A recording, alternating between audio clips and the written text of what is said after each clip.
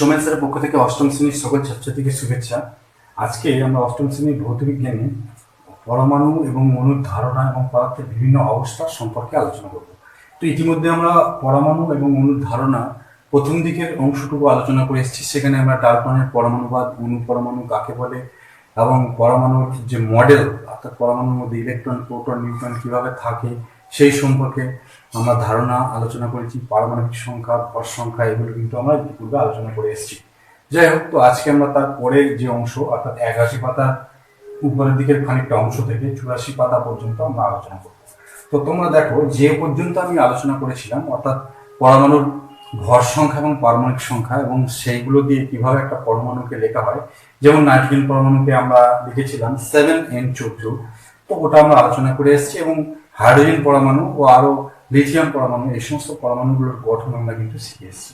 এবং পরমাণু গঠন দেওয়া থাকবে, সেখান থেকে আমরা ইলেকট্রন, প্রোটন এবং নিউট্রন সংখ্যা চিহ্নিত করতে শিখে গেছি। তো আজকে দেখো 81 পাতায় ঠিক তোমাদের বইয়ে এরকম জায়গায় একটা তালিকা দেওয়া আছে, অর্থাৎ নিচে তোমাদের সোডিয়াম, ম্যাগনেসিয়াম ও ক্লোরিন পরমাণুর ছবি দেখানো হলো। 4টে দেখিয়েছে, তার মধ্যে আমি 2টো এঁকেছি, পরে আমি 2টো আলাদা। তো এদের যে ছবিগুলো দেওয়া হয়েছে তাদের প্রত্যেক ক্ষেত্রে পরমাণু বিভিন্ন কণার সংখ্যা মানে ইলেকট্রন, প্রোটন এবং নিউট্রন সংখ্যা, পরমাণু ক্রমাঙ্ক, ভর সংখ্যা কত হবে তার নিচে সারণীতে লিখতে বলা হয়েছে। তোমরা দেখো, এই যে ছবিটা তোমরা দেখতে পাচ্ছ, এটা একটা কিসের পরমাণু? এটা অবশ্যই একটা লিথিয়াম পরমাণু। এখানে কিন্তু তোমাদের এলআই বলে লিখিয়ে দিয়েছে, অর্থাৎ এটা একটা লিথিয়াম পরমাণু। লিথিয়াম পরমাণুকে আমি এলআই দিয়ে চিহ্নিত করি। তো এই লিথিয়াম পরমাণুর ক্ষেত্রে তোমরা দেখতে পাচ্ছ যে এর নিউক্লিয়াসে প্রোটন কতগুলো আছে, দেখো প্লাস কতগুলো আছে, 3টে আছে। তাহলে এর ক্ষেত্রে আমি প্রোটনের জায়গায় কি লিখবো? 3 লিখবো, ঠিক আছে। অর্থাৎ লিথিয়াম পরমাণু প্রোটন আছে 3টে, ইলেকট্রন দেখো বাইরের পক্ষে, দেখো কে কক্ষে আছে 2টো, আর এই যে দ্বিতীয় কক্ষ মানে এল কক্ষে আছে 1টা। তাহলে এখানে একটা, এখানে একটা, 2টো, আর এখানে একটা 3টে। নর্মালি একটা পরমাণুতে স্বাভাবিক অবস্থায় যতগুলো প্রোটন থাকে ততগুলো ইলেকট্রন থাকে, সেই জন্য এর ইলেকট্রনও 3টে হবে। এখন তোমরা গুনলেও দেখতে পাচ্ছ এখানে একটা, এখানে একটা, 2টো, এখানে একটা, 3টে। আর নিউটন দেখো এখানে এই যে যেটা চার্জ নেই এরকম নিউক্লিয়াসের মধ্যে কণা, সেটা হচ্ছে 3টে, ঠিক আছে। এবার দেখো পরমাণু ক্রমাঙ্ক। পরমাণু ক্রমাঙ্ক কাকে বলে? যেটা প্রোটন সংখ্যা তাকে পরমাণু ক্রমাঙ্ক বলে। পরমাণু ক্রমাঙ্ক প্রোটন সংখ্যা 3 হওয়ার জন্য পরমাণু ক্রমাঙ্ক হচ্ছে 3 হবে। ভর সংখ্যা এই নিউক্লিয়াসের মধ্যে যে কণাগুলো আছে তার যোগ করে দেবে। তাহলে 3 + 3 তার মানে কত হবে? 6টা, ঠিক আছে। আমি এখানে লিখে দিচ্ছি 3 + 3 তার মানে হচ্ছে 6, ঠিক আছে। আর এখানে আরেকটা বলেছে মৌলিক চিহ্ন। চিহ্নটা আমরা লিখবো এলআই। এবার কোন দিকে কি লিখবো, ঠিক আছে। আমরা তো জানি যে আমরা যখন সিম্বলটা দিই তাকে আমরা যদি এলআই লিখি, তো এর পরমাণু ক্রমাঙ্কটাকে আমরা কোন দিকে লিখবো? এই দিকে লিখবো, মানে 3।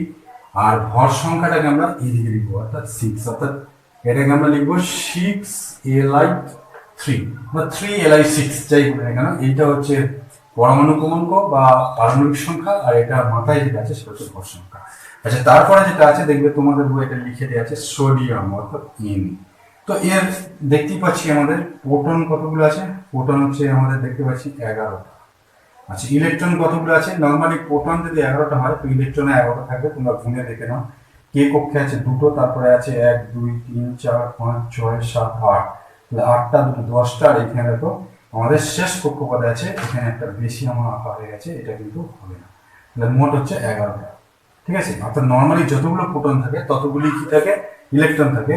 তো এখানে কে কক্ষে 2টো আছে, এখানে দেখো 1 2 3 4 5 6 7 8, তাহলে 8টা 2 10টা, আর এইখানে একটা, এই কক্ষপথে একটা, তার মানে হচ্ছে মোট 11টা। তাহলে আমরা ইলেকট্রনও 11 লিখে দেবো। আচ্ছা, প্রোটন বলছি নিউট্রন। নিউট্রন দেখো এখানে এই যে দেওয়া আছে কতগুলো? 12টা দেওয়া আছে, তো আমি এখানে 12টাই লিখে দেবো, অর্থাৎ 12 লিখে। এবার চলে আসছে পরমাণু ক্রমাঙ্ক, যেটা প্রোটন সংখ্যা সেটাই পরমাণু ক্রমাঙ্ক। তাহলে পরমাণু ক্রমাঙ্ক কত হবে? 11 হবে। আচ্ছা, ভর সংখ্যা, তাহলে আমরা নিউট্রন আর প্রোটন আর নিউট্রন যোগ করবো। তাহলে এই 11 আর 12 যোগ করে দেবে। তাহলে 2 আর 3, 1 আর 2, 11 + 12 আমি এখানে লিখে দেবো। 11 + 12 দ্যাট ইজ 23। দেখো 2 আর 3, 1 আর 2। আর এর সিম্বল একে আমরা লিখবো কিভাবে? একে আমরা লিখবো এইভাবে লিখবো, Na।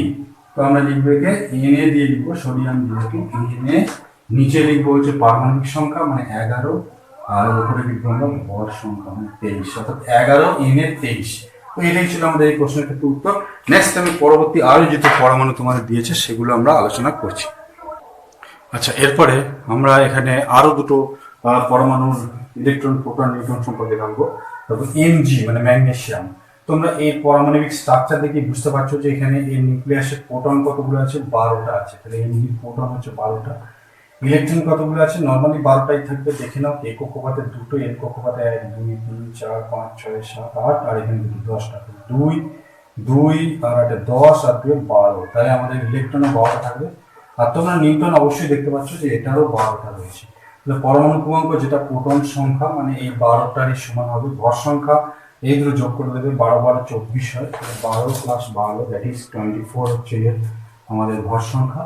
তো আমরা এটাকে লিখবো কিভাবে, আমরা এখানে লিখবো Mg ম্যাগনেসিয়াম, আমরা নিচে লিখবো হচ্ছে পারমাণবিক সংখ্যা মানে 12, আর উপরে লিখবো আমরা 24 মানে 24, অর্থাৎ 12 Mg 24। এইভাবে আমরা মৌলের চিহ্নটা দেবো বা পারমাণবিক সংখ্যা লিখবো। তারপরে আমাদের ক্লোরিন পরমাণু দিয়ে আছে।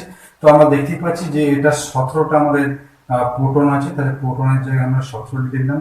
আচ্ছা, তারপরে ইলেকট্রন 17টাই থাকবে। তো এইগুলো মাইনাসগুলো আমি দিয়ে দিচ্ছি মাইনাসগুলো, ঠিক আছে। এগুলো প্রোটন মানে হচ্ছে সবসময় মনে রাখতে হবে যে এগুলোর সিম্বল হচ্ছে নেগেটিভ চিহ্ন। তোমরা এগুলো গুণে নেবে, দেখবে এর প্রোটন কিন্তু আমাদের মোট 17টা আছে। তো এখানে দুটো, এখানে হচ্ছে 1 2 3 4 5 6 7 8, 10টা, আর এখানে তো 7টা আছে, 1 2 3 4 5 6 7। তাহলে এখানে ইলেকট্রন আছে কত, 17টা। আর আমরা দেখতেই পাচ্ছি যে নিউটন ভেতরে আছে 18টা, তাহলে আমরা এখানে 18 লিখে দেবো। আচ্ছা, এর পরমাণু ক্রমাঙ্ক যেটা প্রোটন সংখ্যা মানে 17 হবে। এর ভর সংখ্যা 18 আর 17 যোগ করে দেবে, এখানে 17 আর 18 হচ্ছে 28 15 5, আর 1 1 2 3, তাহলে 35। এটাকে আমরা লিখবো কিভাবে, তো এটাকে আমরা লিখবো Cl, নিচে লিখবো 17 আর উপরে লিখবো 35। তোমরা চাইলে 35টা এদিকেও লিখতে পারো, অসুবিধা কিছু নেই। 17 Cl 35, তো এইভাবে আমরা বলবো। তো এটা তাহলে চিত্রটা আমরা এইভাবে আঁকলাম। নেক্সট আমি পরবর্তী বিষয়ে আসছি। আচ্ছা, এরপরে আমরা আইসোটোপ, আইসোবার এবং আইসোটোন সম্পর্কে জানবো। তো প্রথমে আমরা জানবো আইসোটোপ। এই আইসোটোপ কাকে বলে? তো আইসোটোপকে বাংলায় যেটা বলা হয় সেটাকে বলা হয় কি সমস্থানিক, সমস্থানিক। যাই হোক, তোমরা ইংরেজি হচ্ছে আইসোটোপ। তো আইসোটোপ কি জিনিস সেটা আমাদের জানতে হবে। তো আইসোটোপ হচ্ছে বেশ কিছু পরমাণু আছে যাদের পারমাণবিক সংখ্যাটা সমান কিন্তু ভর সংখ্যাটা কি আলাদা। তাহলে যেসব পরমাণু, আমি আগে সংখ্যাটা লিখে ফেলি, যেসব পরমাণুর পারমাণবিক সংখ্যা একই, যেসব পরমাণুর পারমাণবিক সংখ্যা বা পারমাণবিক সংখ্যা দ্যাট ইজ প্রোটন সংখ্যা 1, কিন্তু 1 মানে সমান বা একই, পারমাণবিক সংখ্যা 1 মানে এক সংখ্যায় না, কিন্তু একই লিখছি, কিন্তু ভর সংখ্যা আলাদা। ঠিক আছে, পারমাণবিক সংখ্যা একই কিন্তু ভর সংখ্যাটা কি, ভর সংখ্যা আলাদা, তাকে আমরা কি বলবো, ভর সংখ্যা আলাদা বা পৃথক। তাহলে ভর সংখ্যা আমরা লিখছি আলাদা বা পৃথক, আলাদা, তাদেরকে, ঠিক আছে, তাদেরকে পরস্পরের কি বলে, আইসোটোপ বলে। তাদেরকে পরস্পরের আইসোটোপ বলে। আইসোটোপ সম্পর্কে আমরা জানতে পারলাম। আইসোটোপ হচ্ছে কি না, যেসব পরমাণুর পারমাণবিক সংখ্যা একই কিন্তু ভর সংখ্যা আলাদা, তাদেরকে পরস্পরের আইসোটোপ বলে। তো বাংলা এটাকে কি বলবো, সমস্থানিক। এখন একই মৌলের বিভিন্ন পরমাণু থাকতে পারে, ঠিক আছে, এগুলো নর্মালি একই মৌলের বিভিন্ন হয়। যেমন ধরো হাইড্রোজেনের ক্ষেত্রে 3টা আইসোটোপ আছে। তাহলে হাইড্রোজেন পরমাণু প্রকৃতিতে 3টে রূপে পাওয়া যায়। তাহলে হাইড্রোজেন পরমাণু প্রকৃতিতে বা হাইড্রোজেন পরমাণু 3টি রূপ আছে। হাইড্রোজেন পরমাণু 3টি রূপ কি আছে, 3টি রূপ। সেই 3টে রূপ কি কি আমরা লিখে দিচ্ছি। দেখো, হাইড্রোজেন পরমাণুকে আমরা 3টে রূপে পেয়ে থাকি। 3টি রূপ সেগুলো হচ্ছে কি 1H1, অর্থাৎ এরকম একটা হাইড্রোজেন পাওয়া যায় যেটাকে বলা হয় 1H1। তো আমরা এই 1টা এদিকেও দিতে পারি, এদিকেও দিতে পারি। তো একটা আমরা লিখছি 1H1, আর একটা আমরা লিখছি দেখো 1H2, আর একটা আমরা লিখছি 1H3। ঠিক আছে, 1H3 লিখছি। এই পরমাণুগুলো সবই হাইড্রোজেনের পরমাণু, কিন্তু এই পরমাণুগুলোর একটা জায়গায় মিল আছে। সেগুলো হচ্ছে, দেখো, এদের পারমাণবিক সংখ্যা বা প্রোটন সংখ্যা কিন্তু সব জায়গাতেই কি আছে, একই রয়েছে। ভর সংখ্যাগুলো 3টে জায়গায় 3টে রয়েছে। যেমন এখানে ভর সংখ্যা 1, এখানে 2, এখানে 3। ভর সংখ্যাটা নর্মালি চেঞ্জ হচ্ছে নিউটন সংখ্যার কারণে। এখানে কোনো নিউটন নেই, এখানে একটা নিউটন আছে, এখানে কিন্তু দুটো নিউট্রন আছে। তো এটাকে সাধারণ হাইড্রোজেন, এটাকে বলে পোটিয়াম, ডাইটোরিয়াম, এটাকে সাধারণ হাইড্রোজেন বা পোটিয়াম, এটাকে ডাইটোরিয়াম, এটাকে ট্রাইটিয়াম বলা হয়। তো হাইড্রোজেনের এই যে ডাইটোরিয়াম এবং পিসিয়াম তোমাদের বই লেখা আছে, তো এইটার নাম হচ্ছে পোটিয়াম বা সাধারণ হাইড্রোজেন, পোটিয়াম। অ্যাকচুয়ালি এগুলো ইংরেজি কথা, ঠিক আছে। এটাকে বলা হয় ডাইটোরিয়াম, ডাইটোরিয়াম আছে, ডাইটেরিয়াম আছে, আচ্ছা যা আছে আমি সেটাই লিখে দিচ্ছি, ডাইটেরিয়াম, এগুলো ইংরেজি কথা আবার বলছি। আর এটাকে বলে ট্রিসিয়াম বা ট্রাইটিয়ামও বলা হয়। তো তোমাদের টিসিয়াম আছে, আমি টিসিয়ামই লিখে দিচ্ছি। তো এই হচ্ছে হাইড্রোজেনের তিনটে আইসোটোপ, ঠিক আছে, আমি নামগুলো লিখে দিচ্ছি নিচে। তো এখন এই তিনটে আইসোটোপের এদের কি, এদের পারমাণবিক সংখ্যা প্রত্যেকের, এদের এদের প্রত্যেকের পারমাণবিক সংখ্যা কি, এদের প্রত্যেকের পারমাণবিক সংখ্যা সেম, তাহলে মানবিক সংখ্যা কি সমান সমান, কিন্তু ভর সংখ্যা আলাদা। কিন্তু ভর সংখ্যাটা দেখো প্রত্যেক ক্ষেত্রে কিন্তু আলাদা আছে, একজনের 1 আছে, একজনের 2 আছে, তাহলে সেই জন্য এরা কি পরস্পরের আইসোটোপ, ভর সংখ্যা আলাদা। এদের প্রত্যেকের পারমাণবিক সংখ্যা সমান কিন্তু ভর সংখ্যা আলাদা, তাই এরা পরস্পরের আইসোটোপ, তাহলে আইসোটোপ বা সমস্থানিক সম্পর্কে তোমরা কিন্তু জানতে পারলে পরস্পরের আইসোটোপ। এগুলো নর্মালি একই পরমাণুর বিভিন্ন রূপভেদ হয়, তো এদেরকে পরস্পরের কি বলা হয়, আইসোটোপ বলা হয়। তাহলে আইসোটোপ সম্পর্কে তোমরা কিন্তু জানতে পারলে। এরপরে আমরা চলে আসছি নেক্সট আরেকটি বিষয়, বা তার আগে আমরা আরো আইসোটোপের কিছু উদাহরণ সম্পর্কে জানবো। যেমন ধরো আমি ক্লোরিনের দুটো আইসোটোপ আছে, যেমন ধরো 17Cl35, এই পরমাণুটা তোমরা আগেও লিখেছো। আমি আরেকটা পরমাণু লিখছি 17Cl37। তো এগুলো নিউট্রন সংখ্যার কারণে হয়, এতে নিউট্রন 18টা আছে আর এতে নিউট্রন কিন্তু 19টা আছে, তো যার জন্য এরকম পার্থক্য হয়ে থাকে। তা এখন প্রশ্ন হচ্ছে যে এরাও কিন্তু পরস্পরের আইসোটোপ, তাহলে এরা হচ্ছে পরস্পরের কি, পরস্পরের আইসোটোপ। তো এরকম আরো অনেক আইসোটোপ থাকতে পারে, আমি তোমাদের আরো 2-4টে আইসোটোপ আমি লিখে দিচ্ছি। যেমন ধরো কার্বনের আবার দুটো আইসোটোপ আছে, যেমন C6, আচ্ছা C6 হচ্ছে সরি ভুল লেখা আছে, C612, ঠিক আছে। আর হচ্ছে C6 হচ্ছে 13ও আছে, তবে এটা খুব কম পরিমাণে পাওয়া যায়। তো এরাও পরস্পরের আইসোটোপ। এরকম ভাবে আমরা আইসোটোপের অনেক উদাহরণ লিখতে পারি। তোমাদের বইয়ে হাইড্রোজেনের দেওয়া আছে, তো আমি হাইড্রোজেনেরটাই লিখে দিলাম। তো এগুলো হচ্ছে পরস্পরের আইসোটোপ বলে। তাহলে আইসোটোপ কাকে বলে? নর্মালি দেখতে পাচ্ছ যে তোমরা একই পরমাণু কিন্তু হয়ে থাকে, মানে এটাও ক্লোরিনের পরমাণু, এটাও ক্লোরিনের পরমাণু, কিন্তু এদের পার্থক্য হচ্ছে নিউট্রন সংখ্যার কারণে এদের কিন্তু ভর সংখ্যাগুলো আলাদা আলাদা হয়ে যায়। আর এটা তো তোমরা নিশ্চয়ই জেনে এসছো যে একটা পরমাণুতে স্বাভাবিক অবস্থায় যতগুলো ইলেকট্রন থাকে ততগুলি কি থাকে, প্রোটন থাকে, বা যতগুলো প্রোটন থাকে ততগুলি ইলেকট্রন থাকে। তো এখানে যদি 17টা প্রোটন হয়, তাহলে 17টাই এর মধ্যে কি থাকবে, আমাদের ইলেকট্রন থাকবে, কিন্তু নিউট্রনটা আলাদা আছে। যাই হোক, তো আইসোটোপ তোমরা জানলে, এরপরে আমরা আইসোবার সম্পর্কে জানবো। আচ্ছা, এরপরে আমরা আইসোবার সম্পর্কে জানবো। আইসোবার কি জিনিস আমরা জানবো। তো আমি দেখছি আইসোবার। তো এই আইসোবার কি না, কিছু কিছু পরমাণু আছে, যে সমস্ত পরমাণুগুলো দেখা যায় ভর সংখ্যা এক, কিন্তু প্রোটন সংখ্যা বা পারমাণবিক সংখ্যা আলাদা। তাহলে আইসোবার কি, যেসব পরমাণুর ভর সংখ্যা সমান বা ভর সংখ্যা একই, ঠিক আছে, কিন্তু পারমাণবিক সংখ্যা আলাদা। ঠিক আগের উল্টো, আগে ছিল ভর সংখ্যা আলাদা, পারমাণবিক সংখ্যা সেম। এবারে ভর সংখ্যা একই কিন্তু পারমাণবিক সংখ্যা আলাদা, পৃথক, ঠিক আছে। তাদেরকে পরস্পরের কি বলে, তাদেরকে পরস্পরের আইসোবার বলে, পরস্পরের কি বলা হয়, আইসোবার। তাহলে আশা করি তোমরা আইসোবার সম্পর্কে জানতে পারলে। আইসোবার বলে, আমি আরেকবার তোমাদেরকে বলে দিচ্ছি সংখ্যাটা। যেসব পরমাণুর ভর সংখ্যা একই কিন্তু পারমাণবিক সংখ্যা আলাদা, তাদেরকে পরস্পরের আইসোবার বলে। যেমন আমি উদাহরণ দিচ্ছি, দুটো আইসোবারের উদাহরণ আমি তোমাদেরকে দিচ্ছি। কিছু কিছু পরমাণু আমি তোমাদেরকে লিখতে পারি যাদের পারমাণবিক সংখ্যা, যেমন 1H3 আর 2He3, ঠিক আছে, 1H3, তো এটা তোমরা জানো ট্রিসিয়াম হাইড্রোজেন আছে, আর একটা যে 2He3। এই দুটো পরমাণু কিন্তু আলাদা। আগে যেমন পরমাণুগুলো সেম ছিল, এখানে কিন্তু পরমাণুগুলো আলাদা। এটা হচ্ছে হাইড্রোজেনের একটা পরমাণু, আর এটা হচ্ছে আমাদের হিলিয়াম পরমাণু। তো এই দুটো পরমাণু তোমরা যদি লক্ষ্য করো, তাহলে তোমরা দেখবে যে এই দুটো পরমাণু পরস্পর আইসোটোপ, তো এদের এদের কি আছে, ভর সংখ্যা আলাদা, তাহলে এরা পরস্পরের আইসোবার, সরি ভুল বলা হয়েছিল, এরা পরস্পরের কি, পরস্পরের, এরা পরস্পরের আইসোবার, আইসোবার, ঠিক আছে। আবার তোমরা আরেকটা জিনিস লক্ষ্য করতে পারো, যে আমি একটা উদাহরণ তোমাদের বই দেওয়া আছে সেটা আমি লিখছি।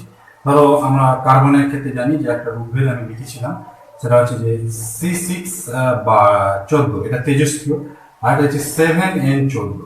তোমরা এই দুটো জায়গা লক্ষ্য করো যে এদের দুজনেরই আমাদের কিন্তু ভর সংখ্যাটা সেম রয়েছে, যদিও এদের পারমাণবিক সংখ্যা আলাদা। তাহলে এরাও কি পরস্পরের আইসোবার। তাহলে আইসোবার সম্পর্কে জানতে পারলে না, এদের ক্ষেত্রে কিন্তু ভর সংখ্যাগুলো সেম হবে, কিন্তু পারমাণবিক সংখ্যাগুলো কিন্তু আলাদা। কিন্তু এটা মাথায় রাখতে হবে, আইসোবারের ক্ষেত্রে আমরা একই পরমাণু ক্ষেত্রে পাচ্ছিলাম, এগুলো কিন্তু ভিন্ন পরমাণু ক্ষেত্রে হয়। অর্থাৎ এখানে এখানে এটা হাইড্রোজেন, এটা কিন্তু অন্য হিলিয়াম, এখানে এটা কার্বন, এখানে কিন্তু এটা অন্য। তো এইভাবে আমরা আইসোবার সম্পর্কে জানতে পারি। আচ্ছা, এর পরবর্তীতে আমরা আইসোটোনটা একটু জেনে নেবো, যদিও এটা তোমাদের বইতে নেই। তো এরপরে আমরা যেটা জানবো সেটা হচ্ছে আইসোটোন, যদিও এটা তোমাদের বই নেই, আমি একটু আলোচনা করে দিচ্ছি। আইসোটোন জিনিসটা কি? যেসব পরমাণুর ক্ষেত্রে আমরা দুটো জিনিস জেনেছিলাম, একটা হচ্ছে প্রোটন সংখ্যা আর একটা হচ্ছে ভর সংখ্যা। প্রোটন মানে পারমাণু ছিল। যেসব পরমাণু কিন্তু নিউটন সংখ্যা একই, যেসব পরমাণুর নিউটন সংখ্যা, নিউটন যে কণাটা রয়েছে সেই নিউটন সংখ্যা লিখবো একই। একই মানে কি, না নিউটন সংখ্যা একটা পরমাণুর ক্ষেত্রে যা থাকবে অন্য পরমাণুর ক্ষেত্রে নিউটন সংখ্যাটা তাই থাকবে। তো সেই ক্ষেত্রে আমরা তাদেরকে কি বলবো, আইসোটোন বলবো। এদের পারমাণবিক সংখ্যা কিন্তু আলাদা থাকবে। যেসব পরমাণু নিউটন সংখ্যা একই কিন্তু পারমাণবিক সংখ্যা কি আলাদা, কিন্তু পারমাণবিক সংখ্যা মানবিক সংখ্যা আলাদা বা পৃথক, তার পারমাণবিক সংখ্যা আলাদা, পারমাণবিক সংখ্যা আলাদা, তাদেরকে আমরা কি বলবো, তাদেরকে পরস্পরের আইসোটোন বলে। তাহলে তাদেরকে পরস্পরের আইসোটোন বলে, আইসোটোন বলে, ঠিক আছে। তাহলে আশা করি তোমরা আইসোটোনটাও জেনে গেলে, আইসোটোন কাকে বলে। তো যেসব পরমাণু নিউটন সংখ্যা একই কিন্তু পারমাণবিক সংখ্যা আলাদা, তাদেরকে পরস্পরের আইসোটোন বলে। এই আইসোটোনের উদাহরণ কি কি হতে পারে? যেমন ধরো আমি দুটো পরমাণু লিখছি, 1H3 আর 2He4। এই দুটো পরমাণু তোমরা নিশ্চয়ই দেখে বুঝতে পারছো যে এই দুটো পরমাণু আলাদা, এদের পারমাণবিক সংখ্যা আলাদা। কিন্তু দেখো 1H3 নিউটন সংখ্যা কত, 1H3 এর নিউটন সংখ্যা আমরা ভর সংখ্যা থেকে প্রোটন সংখ্যাটা বাদ দিয়ে দেবো। তাহলে এর নিউটন সংখ্যা আমরা যদি বার করতে চাই, সেটা আমরা পাবো 3-1, তার মানে হচ্ছে 2। আর এই দেখো 2He4 যেটা আমি লিখেছি, 2He4, তো এরও নিউটন সংখ্যা আমরা পাবো হচ্ছে 4-2, তার মানে 2। তো এদের দুজনের নিউটন সংখ্যা দেখো সেম আছে, সেই জন্য আমরা এদেরকে পরস্পরের কি বলতে পারবো, আইসোটোন। তাহলে এরা পরস্পরের কি বলবো, এরা পরস্পরের হচ্ছে আইসোটোন। তাহলে আমি আর একটা উদাহরণ তোমাদের সুবিধার্থে দিয়ে দিচ্ছি। তাহলে এরা পরস্পর হচ্ছে আইসোটোন, টোন বলতে পারি, তারা বলা বলতে আইসোটোন বা আইসোটোন প্রয়োগকারীগুলো হবে, অসুবিধা নেই, এগুলো ইংরাজি কথা। তো তোমরা আইসোটোনই দিবে, ঠিক আছে, প্রয়োগকারী তোমরা দিবে। তো এখন প্রশ্ন হচ্ছে যে আর কি আইসোটোনের উদাহরণ হতে পারে? আইসোটোন, তো এটা আমি আইসোটোন আর একটা আমি লিখছি, দেখো আইসোটোন। তো সেটা হচ্ছে যে 14Si30 আর ফসফরাস হচ্ছে 15 হয়, তাহলে 15P31। এদের দেখো, এটা হচ্ছে সিলিকন আর এটা হচ্ছে ফসফরাস, এই দুটো পরমাণু। তো এদের ক্ষেত্রে দেখো, সিলিকনের ক্ষেত্রে তাহলে Si এর নিউটন সংখ্যা, এর নিউটন বার করছে। এর নিউটন সংখ্যা এখানে দেখতে পাচ্ছি যে আমরা কি করব, Si নিউটন সংখ্যাটা সেটা হচ্ছে যে এই 30 থেকে 14 বাদ দেবো, তাহলে 30-14 দ্যাট ইজ 16 আসবে, ঠিক আছে। অন্যদিকে আমরা ফসফরাস 15 এর নিউটন সংখ্যা আমরা বার করবো, সেটা হচ্ছে আমরা 31 আমরা বার করবো হচ্ছে 15, বাদ দাও 5-11, 6-11, 16। দুজনেই আমরা দেখতে পাচ্ছি যে এদের নিউটন সংখ্যা সেম। তাহলে এরাও পরস্পরের কি, এরা পরস্পরের আমাদের কি হবে, আইসোটোন হবে। এরা পরস্পরের আইসোটোন।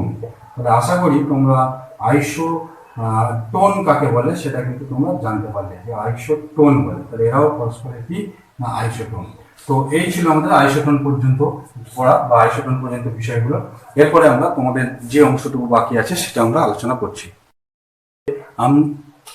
আচ্ছা, এরপরে আমরা তোমাদের কাছে আলোচনা করব যে একটা পরমাণুর থেকে একটা নিউক্লিয়াস, মানে একটা পরমাণুর নিউক্লিয়াস বা পরমাণু কতটা ছোট সেটা আমরা আলোচনা করবো। তো এখানে তোমাদের দেখবে কতগুলো বিজ্ঞানীর নাম দেওয়া আছে, যে বিজ্ঞানীগুলোর সম্পর্কে ইতিমধ্যেই আমরা তাদের আবিষ্কার সম্পর্কে জেনেছি। যেমন জে থমসন, এর সম্বন্ধে আমরা জেনেছি যে ইনি ইলেকট্রন কণা নামকরণ করেছিলেন। তারপর রাদারফোর্ড, ইনি পরমাণু মডেল সম্পর্কে ধারণা দিয়েছিলেন। নিলস বোর, ইনিও পরমাণু মডেল সম্পর্কে ধারণা দিয়েছিলেন। এবং স্যাডউইক, তিনি কিন্তু নিউট্রন কণা আবিষ্কার করেছিলেন। তো এই ছবিগুলো তোমরা একটু নামগুলো মনে রেখে দেবে। আচ্ছা, এরপরে পরমাণু কতটা ছোট। তোমরা জানো যে পরমাণু কিন্তু নর্মালি খুবই ছোট, এতটাই ছোট যে খালি চোখে কিন্তু আমরা পরমাণুকে অবজারভেশন করতে পারি না। তো এখানে একটা দেয়া আছে যে তোমাদের স্কেলের যে ছোট যে মাপটা, অর্থাৎ তোমাদের কাছে যে দেখবে জ্যামিতি বক্সে যে স্কেলটা থাকে, এটা 15 সেন্টিমিটারের স্কেল হয়। তো এই স্কেলের ছোট দাগটা হচ্ছে মিলিমিটার। তো ওই মিলিমিটারের থেকেও অনেক কম এককে কিন্তু পরমাণুর আকার হয়ে থাকে। তো এখানে দিয়ে দিয়েছে, তো একটা বলছে যে এক পরমাণুর ভরের কথা এবার বলছে, দেখো। তো পরমাণুর ভর এখানে দিয়ে দিয়েছে, দেখো, একটা হাইড্রোজেন পরমাণুর ব্যাসের তুলনায় সেটা কয়েক কোটি গুণ বড়। অর্থাৎ আমরা ওই যে মিলিমিটার স্কেলটা ব্যবহার করি, তার থেকে সেই একটা হাইড্রোজেন পরমাণুর ব্যাসের তুলনায় সেই যে মাপটা, সেটা কিন্তু কয়েক কোটি গুণ বড়। তাহলে পরমাণুর আকার অ্যাকচুয়ালি খুবই ক্ষুদ্র, যার জন্য আমরা খালি চোখে কিন্তু পরমাণুকে দেখতে পাই না। আচ্ছা, এবার ভর সম্পর্কে আমরা আলোচনা করবো। পরমাণুর ভরও কিন্তু খুব নগণ্য। এখানে বলে দিয়েছে যে এখানে একটা ওজন বলে দিতে, দেখো, কোন একটা যন্ত্রে 1 মিলিগ্রাম ওজন নেওয়া হলো, মানে 1 মিলিগ্রাম আমরা যদি সোনা নিই, বলেছে ওই 1 মিলিগ্রাম সোনাতেও কিন্তু 3 × 10⁻18 সংখ্যক সোনার পরমাণু আছে। মানে জাস্ট 1 মিলিগ্রাম সোনা, তার মধ্যে কিন্তু 3 × 10⁻18 সংখ্যক পরমাণু আছে। মানে এটা কিন্তু যথেষ্ট বেশি। সেই জন্য অত সংখ্যক পরমাণুর ভর হচ্ছে 1 মিলিগ্রাম, তাহলে একটা পরমাণুর ভর কিন্তু খুবই নগণ্য হবে। যাই হোক, তো আমি এই বিষয়গুলো তোমাদেরকে তুলে ধরলাম যে পরমাণুর আকার অতি ছোট এবং পরমাণুর ভরও কিন্তু খুব নগণ্য। তো আশা করি তোমরা এগুলো বুঝতে পারলে। এখানে একটা হিসেব দেওয়া আছে, দেখবে পরমাণুর তুলনায় নিউক্লিয়াস কতটা ছোট। পরমাণুর মধ্যে আবার যেটা রয়েছে, পরমাণু তো এমনি ভর কম, এমনি আকার আকৃতি অনেক ছোট, কিন্তু পরমাণুর মধ্যেও যদি আমি ভেতরের দিকটা লক্ষ্য করি, সেখানে কিন্তু বেশিরভাগ জায়গাটাই ফাঁকা, এবং তার মধ্যে যে নিউক্লিয়াসটা রয়েছে সেটা কিন্তু পরমাণুর থেকে খুবই কম আকৃতি। এখানে বলা আছে যে নিউক্লিয়াসের ব্যাসের তুলনায় পরমাণুর ব্যাস প্রায় 1 লক্ষ গুণ বেশি। মানে জাস্ট তোমরা ইমাজিন করো, এটা যদি একটা নিউক্লিয়াস হয়, তাহলে পরমাণু এই নিউক্লিয়াসের ব্যাসের তুলনায় পরমাণুর ব্যাস কিন্তু 1 লক্ষ গুণ বেশি। বাস্তবে টেবিলে এটা আঁকা এখানে সম্ভব নয়, আমরা এঁকে দিচ্ছি ঠিক কথা, কিন্তু এর থেকে 1 লক্ষ গুণ বড় ব্যাস করে যখনই আমি পরমাণুটা আঁকতে যাবো, এর মধ্যে কি আর ধরবে না। তাহলে যাই হোক, তো মোটামুটি আমাদের একটা ধারণা রইল যে পরমাণুর টোটাল ব্যাসের তুলনায় নিউক্লিয়াসের ব্যাসটা কিন্তু খুবই নগণ্য। বাস্তবে এগুলো খালি চোখে কোনোটাই দেখা যায় না। তো একটা নিউক্লিয়াসের মানে ব্যাসের থেকে পরমাণুর ব্যাস প্রায় 1 লক্ষ গুণ বেশি, ঠিক আছে। আচ্ছা, এরপরে আমরা নতুন একটা বিষয়ে চলে আসবো, যে পদার্থের বিভিন্ন অবস্থা। তো পদার্থের বিভিন্ন অবস্থা, তোমাদের বইয়ে দেখবে এই পদার্থের বিভিন্ন অবস্থা সম্পর্কে আলোচনা করা আছে। তো সেখানে যেটা বলা আছে যে একটা পদার্থের আমরা এটা জানি যে 3টি অবস্থা: কঠিন, তরল এবং গ্যাসীয়। ইতিমধ্যে আমরা এই অবস্থাগুলির সম্পর্কে আলোচনা করে এসেছি। তো এখন পদার্থের মধ্যে কঠিন, তরল, গ্যাসীয় একই পদার্থের বিভিন্ন রূপে থাকার যে অবস্থা, কিন্তু অ্যাকচুয়ালি পদার্থটা পাল্টে যাচ্ছে না। যেমন ধরো, জলের আমরা 3টি অবস্থার কথা জানি। একটা হচ্ছে কঠিন অবস্থা, যেটা বরফ বলি; একটা তরল অবস্থা, যেটাকে আমরা জল বলে থাকি; আর একটা গ্যাসীয় অবস্থা, যেটাকে আমরা বাষ্প বা জলীয়বাষ্প বলে থাকি। কিন্তু বাস্তবে পদার্থটা তো চেঞ্জ হয়ে যাচ্ছে না, তার বিভিন্ন আকৃতি বা বিভিন্ন তোমার বাহ্যিক যে অবস্থা, এগুলোর পরিবর্তন হচ্ছে। তো মূল যে পদার্থটা, এটা কিন্তু পরিবর্তন হয় না। তো এই অবস্থাগুলো থেকে কিভাবে হয়? অ্যাকচুয়ালি যে কোনো পদার্থই অসংখ্য অণু এবং পরমাণু দিয়ে তৈরি। তোমাদের বইয়ে দেওয়া আছে যে এই অণু এবং পরমাণুরা পদার্থের মধ্যে কি করে, নড়াচড়া করে। দেখবে যে এই যে অণুগুলো, কঠিন পদার্থের মধ্যে যে অণুগুলো থাকে, সেই অণুগুলো কিন্তু খুব কাছাকাছি থাকে। আমরা যদি 3টে পদার্থের ছবি এরকমভাবে আঁকতে চাই, ধরো একটা কঠিন পদার্থ, তো এটা একটা কঠিন পদার্থের পাত্রের মধ্যে বা কঠিন পদার্থের অণুগুলোর মধ্যে যে ছবিগুলো, আমি আরেকটা বক্সে তোমাদের বই এটা দেখানো আছে। এই ছবিটা, এটা দেখবে তোমাদের বই আছে সম্ভবত 83 পাতায়, 83 পেজে আছে, দেখবে এটা 83 পাতায় আছে। তো আমরা এটা কঠিন, এটা আমরা তরল, আর এখানে হলো আমরা গ্যাসীয় পদার্থের কথা বলছি, ঠিক আছে। তো এখন কঠিন পদার্থের মধ্যে অণুগুলো কিভাবে থাকে, অণুগুলো এত কাছাকাছি থাকে যে এদের মধ্যে ফাঁক খুবই নগণ্য। মানে কঠিন পদার্থের অণুগুলো দেখো খুব কাছাকাছি আছে, কঠিন পদার্থের অণুগুলো খুবই কাছাকাছি থাকে এবং এর মধ্যে ফাঁক নেই বললেই চলে, পুরো ঘেঁষ ঘেঁষ করে অণুগুলো অবস্থান করে এবং এই জন্যই কঠিন পদার্থ খুব শক্ত এবং মজবুত হয় এবং এর মধ্যে কিন্তু অণুগুলো খুব দৃঢ়ভাবে পরস্পরের সঙ্গে আটকে থাকে এবং এই অণুগুলোর মাঝখানে কিন্তু কোনো রকম ফাঁকা জায়গা খুব বেশি থাকে না। ঠিক আছে, তো এই অণুগুলোর মধ্যে যে আন্তরাণবিক ফাঁক, ঠিক আছে, সেটা খুবই কম থাকে। তাহলে কঠিন পদার্থের মধ্যে মধ্যে মধ্যে অণুগুলির আন্তরাণবিক ফাঁক, অণুগুলির মধ্যে যে ফাঁক, তাহলে এটাকে বলে আন্তরাণবিক ফাঁক। আন্তরাণবিক ফাঁক কি থাকে, ফাঁক কম থাকে। এই জন্য এর নিজস্ব আকার এবং আকৃতি দুটোই আছে।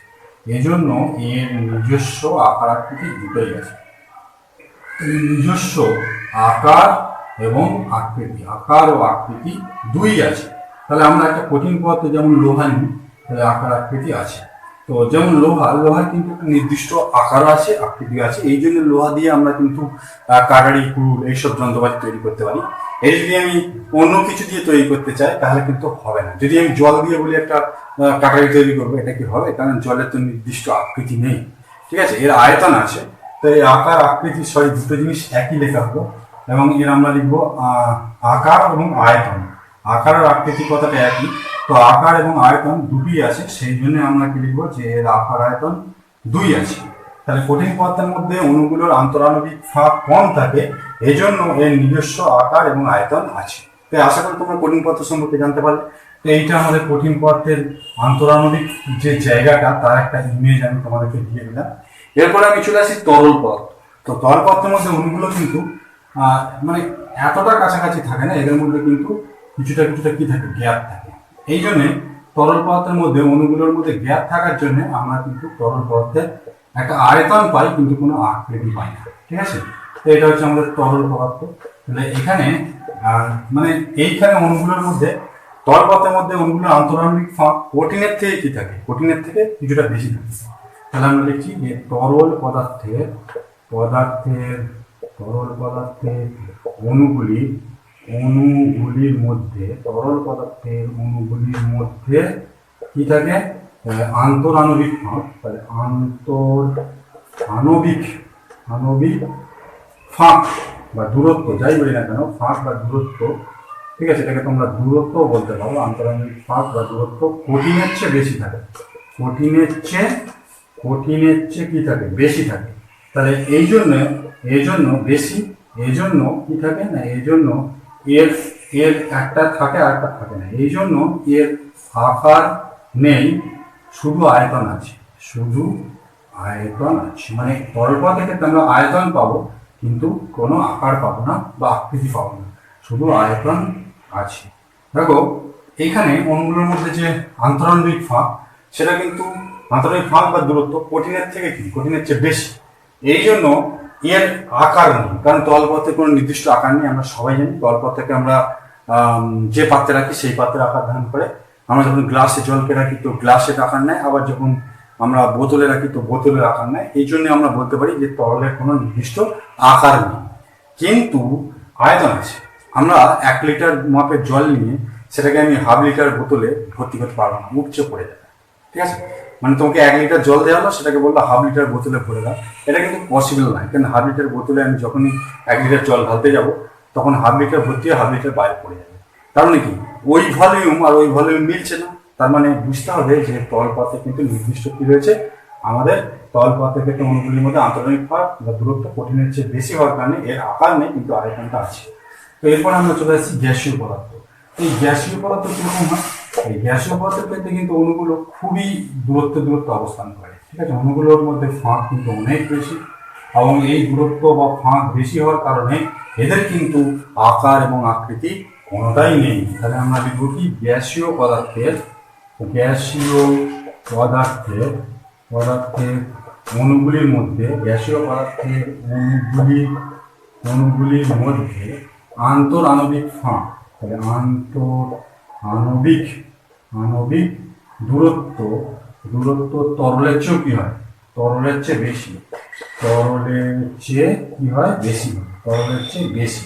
তাহলে আমরা কি লিখলাম, গ্যাসীয় পদার্থের অণুগুলির মধ্যে আন্তরাণবিক দূরত্ব তরলের চেয়ে বেশি, ফলে এদের আকার আয়তন কোনোটাই নেই, ফলে এর আকার আকার ও আয়তন নেই।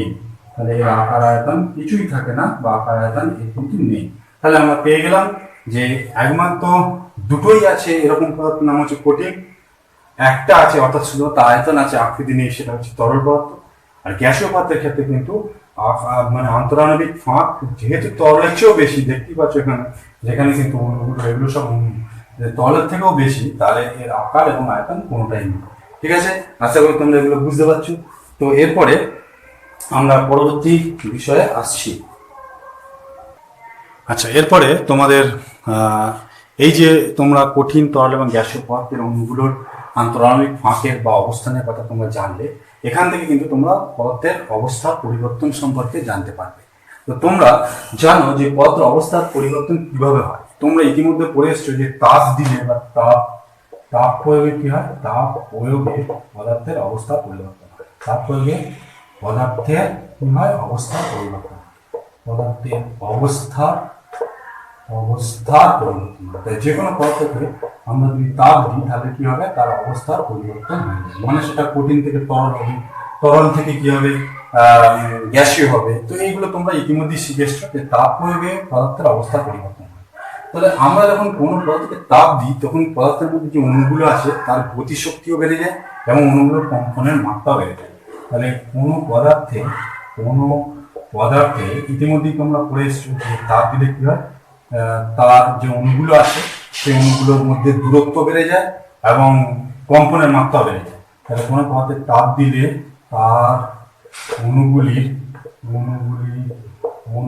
কি হয়, অণুগুলির গতিশক্তি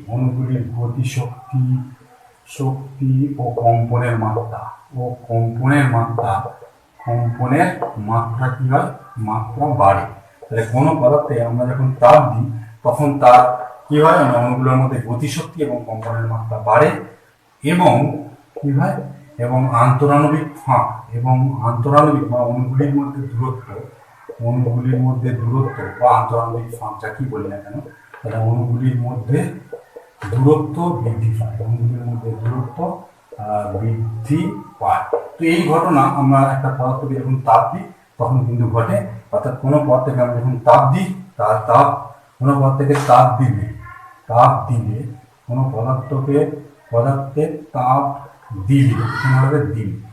কোনো পদার্থে তাপ দিলে তার অণুগুলির গতিশক্তি ও কম্পনের মাত্রা বাড়ে এবং অণুগুলির মধ্যে দূরত্ব বৃদ্ধি পায়। এবার দেখো, কঠিন পদার্থে তাপ দিলে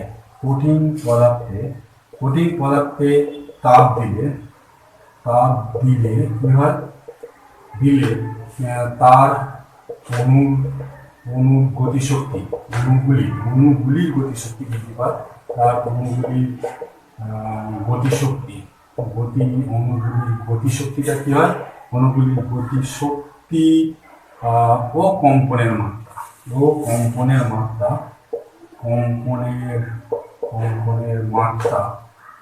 কি হয়, বাড়ে।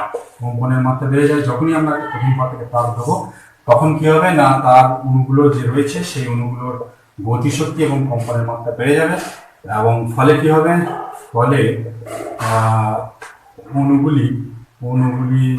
অণুগুলির মধ্যে আন্তরাণবিক ফাঁক বা অণুগুলির মধ্যে দূরত্ব বৃদ্ধি পায়, দূরত্ব বাড়ে, তখন কি হয়, বেড়ে যায় এবং কঠিন অবস্থা ধরে রাখা সম্ভব হয় না। কঠিন অবস্থা ধরে রাখা সম্ভব হয় না, সম্ভব হয় না। তাহলে হয় না, কঠিন অবস্থা ধরে রাখা সম্ভব হয় না, এটি তরলে পরিণত হয়, তাহলে এটি তখন তরলে কি হয়, তরলে পরিণত হয়। একে আমরা কি বলি, এই ঘটনাকে কি বলবো, গলন বলে। তাহলে আমরা এর আগে গলন পড়ে এসেছি, কিন্তু এখানে আমরা অণুর সাহায্যে ব্যাখ্যা করলাম, আন্তরাণবিক ফাঁক দিয়ে ব্যাখ্যা করলাম। তার আন্তঃনালিক ফাঁকের সাহায্যে আমরা গলন কিভাবে ঘটে বলবো না, কঠিন পথে তাপ দিলে তার অণুগুলোর গতিশক্তি ও কম্পনের মাত্রা বেড়ে যায়, ফলে অণুগুলোর মধ্যে দূরত্ব বাড়ে এবং কঠিন অবস্থা তখন তার পক্ষে ধরে রাখা সম্ভব হয় না, এটি তখন তরলে পরিণত হয়। এই ঘটনাকে আমরা গলন বলবো। ঠিক আছে, আবার দেখো তরল, মানে তরল পদার্থে তাপ দিলে তরল পদার্থে যখন আমরা তাপ দিই, তরল পদার্থে তাপ দিলে ওই একই ঘটনা ঘটে। তরল পদার্থে তাপ দিলে তার অণুগুলির গতিশক্তি আরো বাড়ে। গতিশক্তি ও কম্পনের মাত্রা, গতিশক্তি ও কম্পনের মানে ভাষাটা আমাদের একই থাকবে। গতিশক্তি ও কম্পনের মাত্রা বাড়ে এবং কি হয়, ফলে অণুগুলোর মধ্যে ফাঁক আরো বৃদ্ধি পায়, ফলে অণুগুলির মধ্যে দূরত্ব বাড়ে। অণুগুলির মধ্যে দূরত্বটা কি হবে না, আরো বেড়ে যাবে। অণুগুলির মধ্যে দূরত্ব বৃদ্ধি পায়, মানে আগে যা ছিল তার থেকে কি হবে, অণুগুলির মধ্যে দূরত্ব আরো বাড়বে। সেই জন্যই আমরা লিখলাম যে কম্পনের মাত্রা বাড়ে, ফলে অণুগুলির মধ্যে দূরত্ব বৃদ্ধি পায়। তখন তরল অবস্থা ধরে রাখা সম্ভব হয় না। তো তাহলে কি হয় না, এক্ষেত্রে যে অণুগুলোর মধ্যে দূরত্ব বৃদ্ধি পায় তখন তরল অবস্থা ধরে রাখা সম্ভব হয় না, সম্ভব হয় না। তরল অবস্থা তখন ধরে রাখা সম্ভব হয় না। কি হয় তখন, যখন আমরা তাপ দিই তখন অণুগুলোর মধ্যে গতিশক্তি এবং কম্পনের মাত্রা বাড়ে, ফলে অণুগুলোর মধ্যে দূরত্ব বৃদ্ধি পায়, তখন তরল অবস্থা ধরে রাখা সম্ভব হয় না এবং এটি কিসে পরিণত হয়, এটি বাষ্পে পরিণত হয়। তো এটি বাষ্পে বা গ্যাসীয় অবস্থায় পরিণত হয়। তো বাষ্পে আমরা কি লিখবো, পরিণত হয়। তো এই ঘটনায় কি বলে, এই ঘটনাকে আমরা বলবো এটাকে আমরা বলবো স্ফুটন বলবো। ঠিক আছে, এই ঘটনাকে স্ফুটন বলে। ঠিক আছে, তো এই ঘটনাটাকে আমরা কি বলবো, স্ফুটন বলে। এগুলো তোমরা আগেও করে এসছো, কিন্তু এখানে আমরা জাস্ট অণুর গতিশক্তি বা আমরা আণবিক গঠন দিয়ে এই গলন এবং আমরা মানে গলনটা আর এই যে স্ফুটনটা এটা আলোচনা করব। তো এরপরে আমি ঊর্ধ্বপাতন কি সেই বিষয় সম্পর্কে তোমাদেরকে একটু বলবো। তোমাদের এই বিষয়টা রয়েছে, সুতরাং আমরা ঊর্ধ্বপাতন কি সেটা সম্পর্কে জানবো। আচ্ছা, এরপরে আমরা ঊর্ধ্বপাতন কি জিনিসটা সম্পর্কে জানবো। তো ঊর্ধ্বপাতন আমরা আগেও জেনেছি, তবুও আমি তোমাদেরকে বলছি ঊর্ধ্বপাতন জিনিসটা কি, ঊর্ধ্বপাতন কি না, ঊর্ধ্বপাতন হচ্ছে তাপের সাহায্যে আমাদের কঠিন অবস্থা থেকে সরাসরি গ্যাসীয় অবস্থা বা বাষ্পীয় অবস্থায় পরিবর্তনকে আমরা বলবো ঊর্ধ্বপাতন। তাপ প্রয়োগে বা তাপের দ্বারা আচ্ছা কঠিন অবস্থা থেকে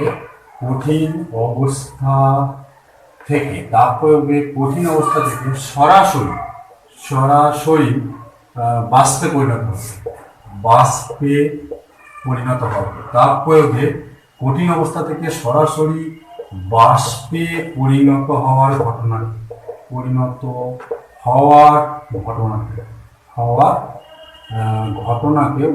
বলে। ঘটনাকে কি বলে, ঊর্ধ্বপাতন বলে। ঊর্ধ্বপাতন বিষয়টা তোমরা জানতে পারলে যে এখানে অণুর গতিশক্তি হলো এতটাই বাড়ে যে তরল আর অবস্থা যাওয়া সম্ভব হয় না, সরাসরি এরা কঠিন থেকে কিসে পরিণত হয়, বাষ্পে পরিণত হয়। তো এই জন্যই বলা হচ্ছে তাপ প্রয়োগে কঠিন অবস্থা থেকে সরাসরি বাষ্পে পরিণত হওয়ার ঘটনাকে ঊর্ধ্বপাতন বলা হয়। তো এর কারা সব পদার্থ এরকম হয় না, যেমন জলের ক্ষেত্রে, বরফের ক্ষেত্রে এরকম তো হয় না। তো ঊর্ধ্বপাতন হয় কোন পদার্থে, আমি কোনগুলো পদার্থের নাম তোমাকে লিখে দিচ্ছি। যেমন ধরো কপু, নিশাদল। এই নিশাদল হচ্ছে অ্যামোনিয়াম ক্লোরাইড, তো একে নিশাদল বলা হয়। NH4 যেটা, ঠিক আছে, NH4 ammonium chloride, iodine, naphthalene, এই সমস্ত পদার্থের ক্ষেত্রে কিন্তু ঊর্ধ্বপাতন হয়।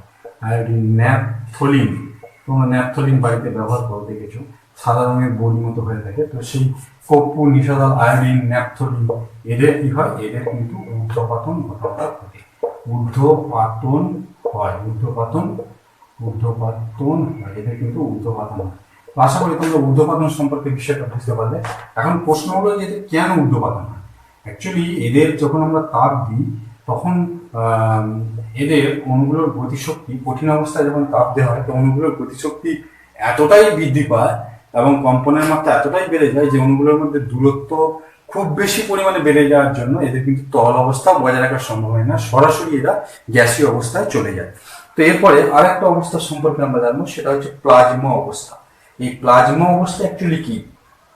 মোটামুটি তোমরা জানো যে এই যে সূর্য বা বিভিন্ন নক্ষত্রের মধ্যে বিভিন্ন পদার্থ রয়েছে, তো এই পদার্থগুলো অ্যাকচুয়ালি এমন অবস্থাতেই রয়েছে যে অবস্থায় এদের অণু পরমাণু সব ভেঙে যায়। অর্থাৎ কি হয়, খুব বেশি উষ্ণ দিলে এদের পরমাণু অণুরা ভেঙে পরমাণু হয়ে যাবে এবং পরমাণু একসময় ইলেকট্রন আলাদা হয়ে যাবে। ঠিক আছে, নিউক্লিয়াস আকর্ষণ বল তখন আর পরমাণু ইলেকট্রন ধরে রাখতে পারবে না এবং যে প্রচন্ড গরম গ্যাসীয় অবস্থার মধ্যে আলাদা আলাদাভাবে দৌড়দৌড়ি করবে, সেই নিউক্লিয়াস দৌড়দৌড়ি করছে পরমাণু, নিউক্লিয়াস আর ইলেকট্রন, একে বলা হয় প্লাজমা অবস্থা। ঠিক আছে, তো প্লাজমা অবস্থা কোথায় দেখতে পাওয়া যায়?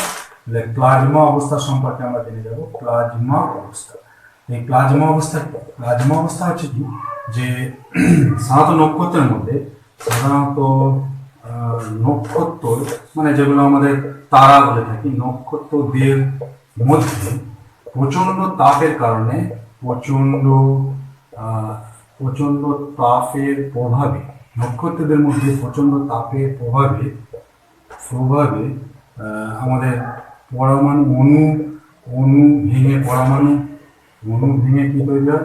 অণু ভেঙে পরমাণু, ঠিক আছে, তৈরি হয়, পরমাণু তৈরি হয়।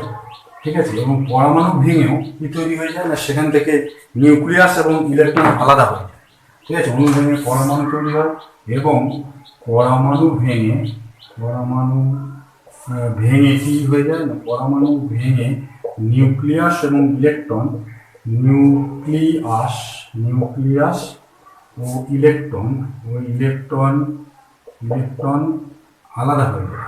ইলেকট্রন আলাদা হয়ে গরম গ্যাসীয় পিণ্ডের মধ্যে, গরম গ্যাসীয় পিণ্ডের মধ্যে কি করে, মধ্যে ইতস্ততভাবে ছোটাছুটি করে, ইতস্ততভাবে দৌড়দৌড়ি করে বা ছোটাছুটি করে, যাই হোক না কেন, তাদের পিণ্ডের মধ্যে দৌড়দৌড়ি করে বা ঘোরাঘুরি করে, যেটাকে আমরা বলবো যে, আমরা এখানে লিখবো যে ছোটাছুটি করে, ভাষাটা আমি এইভাবেই লিখে দিলাম যে এখানে অ্যাকচুয়ালি ওইগুলো আলাদা হয়ে যাওয়ার পর ওগুলো কিন্তু নর্মাল অবস্থায় কি হয়, যে নিউক্লিয়াসের চারদিকে ইলেকট্রনগুলো ঘুরতে থাকে, কিন্তু এই অতিরিক্ত তাপের কারণে এখানে কিন্তু ইলেকট্রন নিউক্লিয়াসের চারদিকে আর থাকে না, ইলেকট্রন আলাদা হয়ে যায়, নিউক্লিয়াস আলাদা হয়ে যায় এবং পরস্পর এরা কি করে, একটা গরম গ্যাসীয় পিণ্ডের মধ্যে ইতস্ততভাবে এদিক ওদিক ছোটাছুটি করে বা দৌড়দৌড়ি করে, সেটাই লিখে দিয়েছি, ছোটাছুটি করে। একে আমরা কি বলবো, প্লাজমা অবস্থা বলে। একে প্লাজমা অবস্থা বলে। তাহলে প্লাজমা অবস্থা কি তোমরা বুঝতে পারলে? সূর্যের মধ্যে প্লাজমা অবস্থা দেখা যায়। সূর্য তোমরা জানো একটা নক্ষত্র, তাহলে সূর্যের মধ্যে কি থাকে, মধ্যে পদার্থগুলি প্লাজমা অবস্থায় থাকে। পদার্থগুলি কি অবস্থায় থাকে? গুলি প্লাজমা অবস্থায় থাকে। সূর্যের মধ্যে পদার্থগুলি প্লাজমা অবস্থায় কি বলবো থাকে, সূর্যের মধ্যে পদার্থগুলি প্লাজমা অবস্থায় থাকে। তো আশা করি তোমরা এটা বুঝতে পারলে। তো আমি আরেকবার বলে দিচ্ছি, প্লাজমা অবস্থাটা কি, সাধারণত নক্ষত্রের মধ্যে প্রচন্ড তাপের প্রভাবে অণু ভেঙে পরমাণু তৈরি হয় এবং পরমাণু ভেঙে নিউক্লিয়াস ও ইলেকট্রন আলাদা হয়ে গরম গ্যাসীয় পিণ্ডের মধ্যে ছোটাছুটি করে, একে প্লাজমা অবস্থা বলে। সূর্যের মধ্যে পদার্থগুলি প্লাজমা অবস্থায় থাকে। তো এই ছিল তোমাদের আজকে 81 থেকে 84 পাতার মধ্যে যে কন্টেন্টগুলো ছিল, সেগুলোর সাধারণ বিষয়বস্তু। আমি এগুলো খুব সুন্দরভাবে তোমাদের কাছে আলোচনা করলাম। তোমরা এগুলো ভালোভাবে দেখবে। এর পরবর্তীতে তোমরা এখান থেকে এই ভিডিওটা দেখে তোমাদের 20 যে ভিডিও, এই 21 ভিডিও, এটা 21 নম্বর ভিডিও, এই ভিডিওটা দেখে তোমরা কিন্তু আমি যে কোশ্চেনগুলো দেবো সেগুলো তোমরা বাড়িতে প্র্যাকটিস করবে।